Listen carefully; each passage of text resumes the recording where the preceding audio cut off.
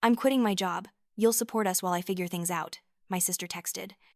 I answered, that's not my responsibility, and signed a contract for a position in London starting Monday. 10 minutes later, Mom wrote, banned from Christmas until you co-sign Maya's $180,000 business loan. That night, I reviewed my accounts and removed all shared payments.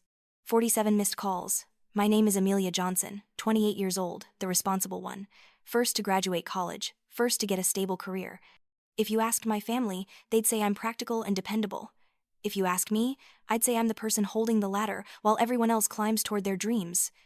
My younger sister Maya is the creative one. Different expectations, different treatment. Same house, two different realities. When we were teenagers, I worked retail for spending money. She got an allowance for maintaining good grades. In college, I took student loans and worked nights.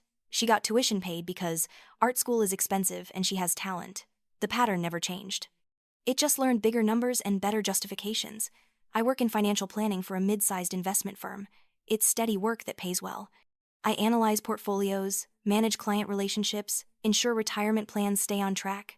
I like numbers that balance, projections that hold, strategies that work. My life follows spreadsheets. My family lives in constant chaos. The last family dinner I attended was 6 weeks ago. Mom had made her famous lasagna. Dad watched sports with the volume low. Maya swept in 30 minutes late wearing designer jeans that probably cost more than my monthly car payment. She kissed Mom's cheek, dropped into her chair, and immediately complained.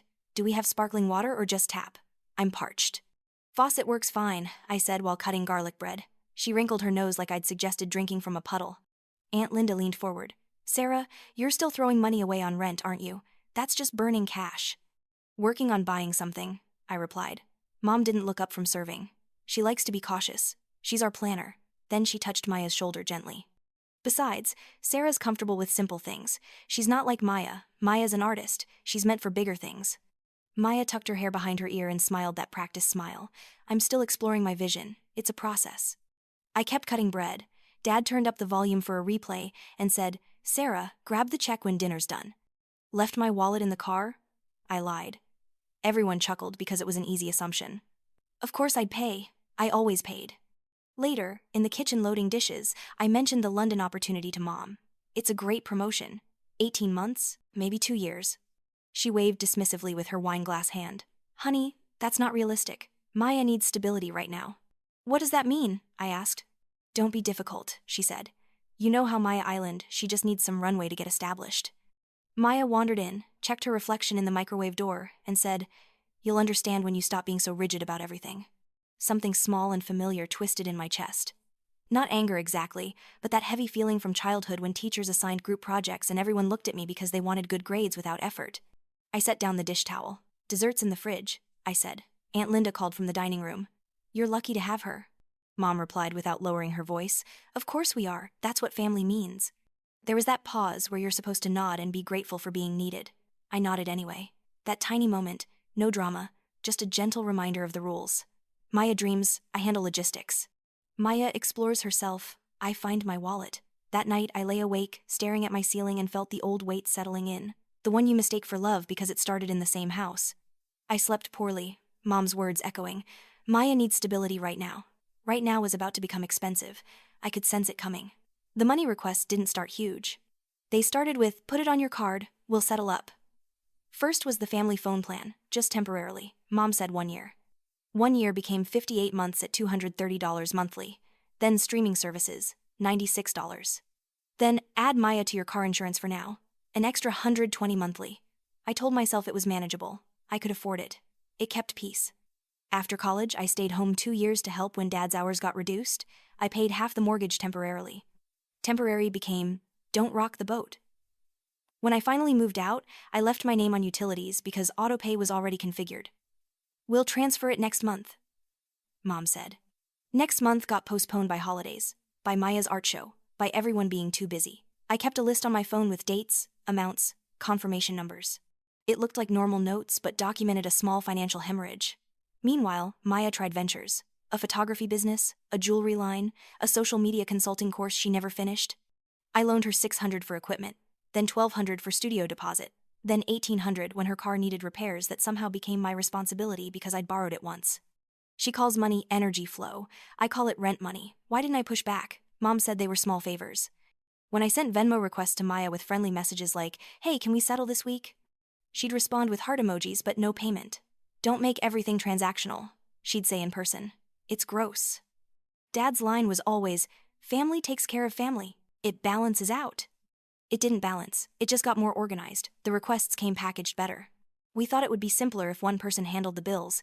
Mom texted once with a photo of the electric bill, my account number circled in red ink. "You're so organized. We'll get you back." I'm not a saint or a martyr. I'm just someone who can calculate compound interest. I kept helping because refusing felt harder than paying. It was like keeping a light on for people who might never return home. Last spring, I got offered the London position. 18 months abroad. Housing provided. Significant raise. Everything I claimed to want when I'm being honest with myself. I half accepted, then hesitated. I told them I needed time because of family obligations. Leaving wasn't just relocating. It was abandoning ship. It was "so you think you're better than us." I told Mom in March. She said we'd discuss it after Maya got established. Maya's establishment involved moving in with her boyfriend Derek in an apartment they couldn't afford. Derek's fine enough, wears vintage band shirts and calls my mother ma'am, which she adores. By April, they had a cat. By May, Maya quit her gallery job because her supervisor was creatively toxic. By June, the group chat exploded with manifestos about capitalism and landlord exploitation. I muted notifications for 12 hours and took a long walk. By July, I'd covered 3 emergencies. The phone bill, when Mom's transmission failed, $230. Maya's car insurance when she hit her credit limit, $120. An unexpected vet bill for whiskers, $415. Numbers that seemed light until they accumulated like sediment. Mom's language evolved too. We need became. We were hoping became. We could all contribute. When I asked who we included, she'd sigh. "Oh, Sarah, don't start. You know what I mean." Then the big ask materialized. Not in a text, but in a leather portfolio with tabbed sections. Mom slid it across the coffee table like a college brochure. "Maya's opening a studio," she announced. "Complete business plan, 12 months operating capital. She just needs a cosigner for better terms." "A cosigner?" I repeated. Dad cleared his throat. "Just your signature. Shows the bank you believe in her." "It shows legal liability," I corrected. Maya twirled her hair. "It's not that serious." "It's exactly that serious," I said. $180,000 is serious. "It's an investment in family," Mom said. "We'd do the same for you." They wouldn't. They never had. I closed the portfolio and slid it back. "I can't cosign this, Maya. I love you. But, no." She rolled her eyes like I'd refused to share French fries. "Wow, you're incredibly tight." That night, Mom cried on the phone. Dad lectured about family loyalty. Aunt Linda sent voice messages about abundance mindset. Maya posted Instagram stories about financial abuse and sibling wealth hoarding. Derek texted me a thumbs down emoji. I placed my phone face down and stared at the ceiling fan, rotating slowly in darkness. The London offer waited in my inbox like a half-open door. I could feel possibility moving through it. Then came the demand inside the demand. "I'm quitting today. You'll support us while I find my path." Not stated yet, but I could hear it approaching like distant thunder. It arrived on a Wednesday at 8:15 a.m. I was making coffee when my phone buzzed. "Maya, quitting today. Can't handle the stress anymore. You'll cover us while I transition. Thanks, sis." No question mark. Just the certainty of someone who always lands on cushions.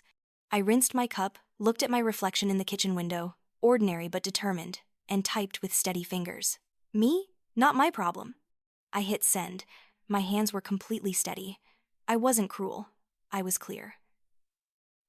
Within minutes. Mom calling, Maya texting question marks, Derek sending confused messages. The London email remained open on my laptop. I scrolled down and clicked accept. Start date Monday. Flight booked. Flat assigned. It felt like sliding a book back to its proper shelf. 90 minutes later, Mom sent her classic all-caps ultimatum, banned from Christmas until you sign Maya's business loan. I actually laughed. Not loudly, just a quiet private sound I hadn't made in years. Relief disguised as something else. 15 minutes after that, my phone rang with a FaceTime call.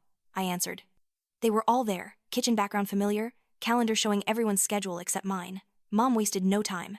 "You will apologize to your sister. You will fix this immediately." "No," I said. "What do you mean no?" Her voice sharpened. "I mean no. I won't be supporting 2 adults. I won't be co-signing anything. I won't shoulder 6 figures because you're rewriting reality with emotions." Dad leaned toward the camera. "Watch your tone." "My tone is calm," I said, "and staying calm." Maya pushed into frame, mascara smudged dramatically. You're so selfish. You're punishing me for being different. I'm not punishing you. I'm setting boundaries. You've never believed in me. I believed in you when I paid for your equipment, when I covered your insurance, when I added you to my phone plan, when I paid Whisker's vet bills, when I attended 3 launch parties for businesses you abandoned within weeks. She inhaled sharply. You're keeping score? Yes, because I'm writing the checks. Mom tried another angle. If you leave now, you're abandoning this family. I leave Monday, I said. For work, not spite. Oh, she thinks she's better than us, Maya said tearfully. I straightened, spoke like I do in client meetings where clarity matters. This isn't revenge, it's closure. Silence. Then Dad laughed that mean laugh he uses when feeling superior. Closure from what? From being the backup plan, I said. From being the silent solution. They all spoke simultaneously. Mom with guilt, Dad with volume. Maya with accusations. Derek with off-camera commentary. I didn't raise my voice. I repeated myself like company policy. I'm not your cosigner. I'm not your salary. I'm not your emergency fund. Dad pointed at the screen. You'll regret this decision. I already regret not making it sooner, I said. Then I ended the call. I set the phone down like a hot pan and looked outside. Across the street, my neighbor watered his garden. Sunlight hit the building wall and cast a bright rectangle across my floor. Nothing exploded. The world kept moving. 20 minutes later, a group text appeared. Family meeting tonight. Me, I won't be there. Mom, you will attend. Me, no. Maya, I hate you. Me, I love you. I won't finance you. Blue bubbles, gray bubbles, then only gray. Long paragraphs about sacrifice, about disrespecting your mother. I set my phone aside, forwarded my signed acceptance to HR, gave landlord notice, booked airport transportation, made checklists. It felt like building a life raft while tides shifted. That night I removed every shared account. Phone plan, deleted Mom and Maya. Car insurance, unlinked Maya.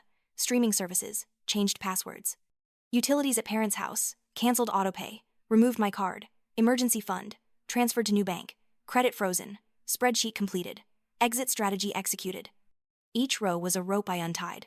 By morning, 62 missed calls, 173 messages. Derek wrote about toxic masculinity. Maya posted Whiskers with captions about abandonment. Mom shared memes about ungrateful children. I packed efficiently, rolled clothes, cleared calendar completely. Dad showed up, pounded my door. I didn't answer. He texted, coward. I replied, boundaries. He sent, you think words protect you. I wrote back, policies expire at 3 p.m. Maya texted a contract. Need signature by 5, idiot. Read the joint liability clause. Maya, you don't love me. Me, I love you enough not to drown with you. That evening, while the family meeting proceeded without me, my phone buzzed. Mom, final offer. Sign the loan. Keep your phone number. Christmas at Aunt Linda's, sweetie. Me, no, Mom. Mom, why are you doing this? Me, because the only way to stop being the backup plan is to stop being the backup plan. Mom, we won't forget this. Me, neither will I. I showered, set alarms, sent flight details to my friend Kate. She replied, proud of you, girl. I lay in bed listening to the dishwasher next door. It wasn't peace yet, but it was quiet. Monday morning, 7:40 a.m. Under gray London skies, company flat, electric kettle, small plant by window. 5 bills, my name only. No group chat fires, just meetings that ended appropriately. I walked along the Thames, cooked for one, counted pigeons. Midweek, my credit monitoring blocked an inquiry. I smiled at my plant. Maya sent Christmas tree emoji. Are you happy? Me. I hope you find what you're looking for. I can't fund the search. She didn't reply. On Christmas Day, I made a small meal. Chicken, roasted vegetables, Yorkshire pudding. Kate video called with pizza. We laughed. Later, I opened my notes app. Old numbers, old rescues. At the bottom, I wrote new rules. I won't cosign chaos. I won't call neglect help. I won't trade peace for access. I won't apologize for keeping what I earn. I won't be the backup plan. And one more. I will love you without paying for you. Closure isn't slamming doors. It's stopping holding them open. I'm not banned from anything that matters. I eat what I cook. I answer what I choose. I save money. I sleep well. This was never revenge. It's about not mistaking being needed for being loved. Not being a wallet with feelings.